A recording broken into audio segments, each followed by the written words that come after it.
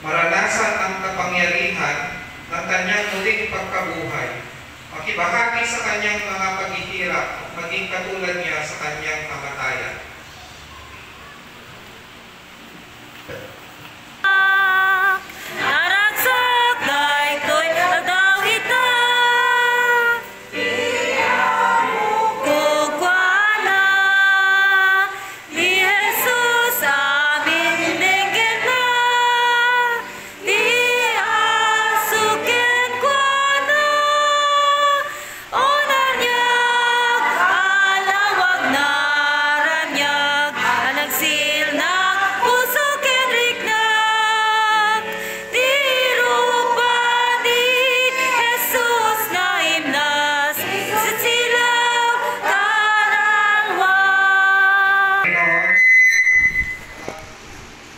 Sa binigay mong buhay sa amin. Lalo-lalo na po ngayong linggong ito, nandito po kami nagtipon-tipon upang sa ganoon makinig sa iyong banal na salita at ito po ay maging may talim sa aming puso't isipan at maging ehemplo sa aming mga kapwa. Gabayan po ang bawat family na nandito ngayon.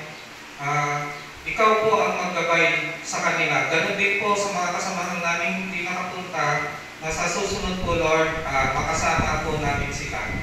Magbigay po sana ito ng inspirasyon para sa amin, lalo-lalo na po sa pang-araw-araw naming pamumuhay. Buksan mo po ang aming puso't isipan na maitanim ang mga salitang aming tatalakayin at ganun din mga words of wisdom na aming baon para sa aming pang-araw-araw. Gabayan mo po ang aming pastor na siya bibigay ng mensahe para sa amin. Ito lang naman po ang aming dalangin. Amen. Diyos nga Ama,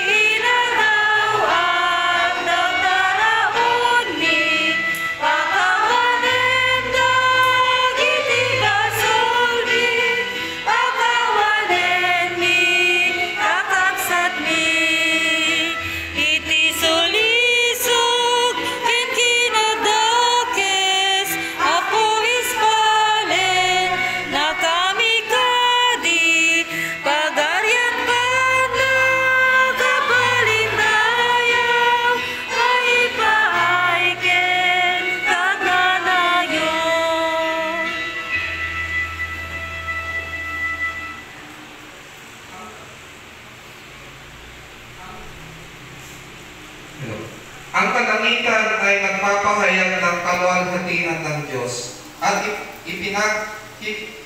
ipinakikilala ng kalawakan ang gawa ng kanyang kamay. Sa araw-araw ay magdadagdag ng kalangitan at sa kanila'y ipagpagalan ng kalangitan. Walang pananalita o wika man, ang kanilang tinig ay hindi marinig. Ang kanilang pangusap ay lumaganap sa buong lupa. Ang kanilang mga salita ay hanggang sa wakas ng sanlibutan. Sa kanila ay nilagay ang tabernakulo na ukol sa araw.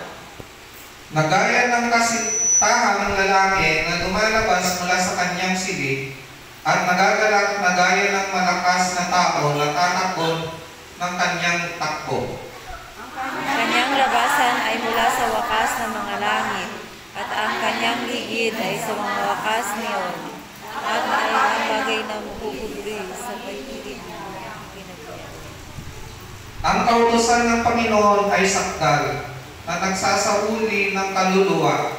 Ang patotoo ng Panginoon ay tunay na nagpapantas ng hangal. Ang mga tuntunin ng Panginoon ay matuwid na nagpapagalak sa puso, at ang utos ng Panginoon ay dalisay na nagpapaliwanag ng mga mata. Ang takot sa Panginoon ay malinis, na nananatili magpakailanman. Ang mga kahatulan ng Panginoon ay katotohanan.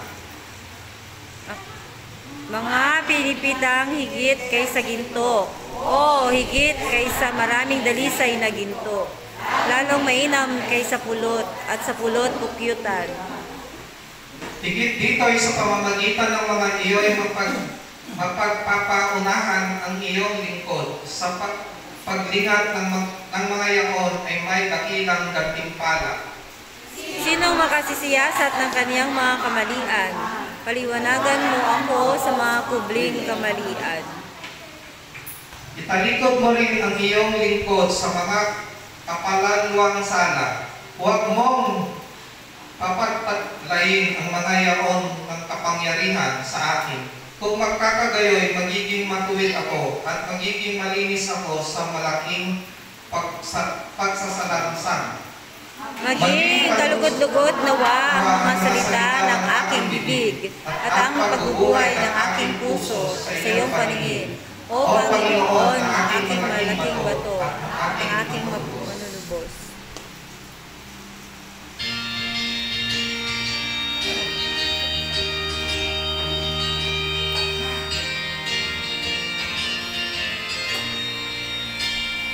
Standing on the promises of Christ my King, through eternal ages let His praises ring. Glory in the highest, I will shout and sing. Standing on the promises of God, standing, standing, standing on the promises of God, my Savior. Standing, standing. I'm standing on the promises of God.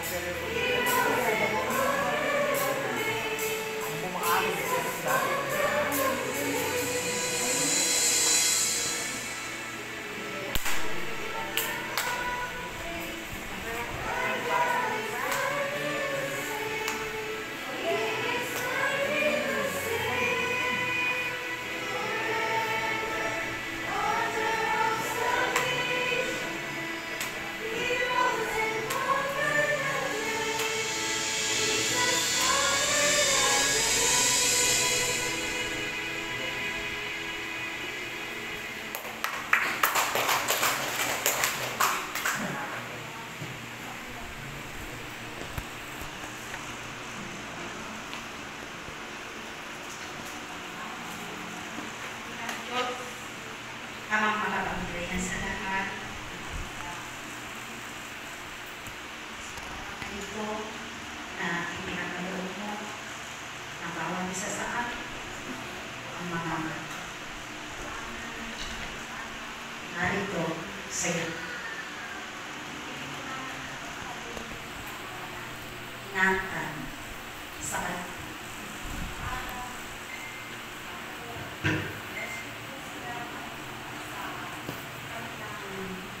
araw-araw. Ako ipinaupahan niya yun sa mga magsasaka at pumunta sa malaking lupain. Nang dumating na ang panahon ng pag-aani, sinubod niya ang kanyang mga alipin sa mga magsasaka upang kunin ang kanyang bahaging ani. Ngunit, sinunggaban ng mga magsasaka ang kaniyang mga alipin. Ang isa, pinatay ang iba pa, at ang isa ay pinatay. Muli siyang nagsugod na higit na marami kaysa sa mga nauna. Gayon din ang ginawa sa kanila ng mga magsasaka. Sa huli, ang kanyang anak na lalaki ang kanyang sinugo sa kanila na sinasabi, igagalang nila ang aking anak. Ngunit nang makita ang kanyang anak, sinabi nila sa isa't isa, ito ang tagapagmana. Halika, patayin natin siya at kunin natin ang kanyang mamanahin. Sinunggaban nila siya, itinakbo nila siya sa labas ng ugasan at pinatay. Sa pagbabalik nga ng Panginoon ng ugasan, ano ang kanyang gagawin sa mga magsasakang iyon? Sinabi nila sa kanya, walang awa niyang pupuksain ang lahat ng mga tagapagtampalasang iyon. Ang ugasan naman ay uupahan niya sa ibang magsasaka na magbibigay sa kanya ng mga bahaging ani pagdating ng panahon. Sinabi ni Jesus sa kanila, hindi ba ninyo kailanman nabasa sa kasulatan? Ang batong itinakwil ng mga tagapagtayo ay siya rin naging batong panulok. Ginawa ito ng Panginoon at kahanga-hanga sa ating mga paningin. Kaya nga, sinasabi ko sa inyo, ang pag-aari ng Diyos ay aalisin sa inyo at ibibigay sa bansang nagbubunga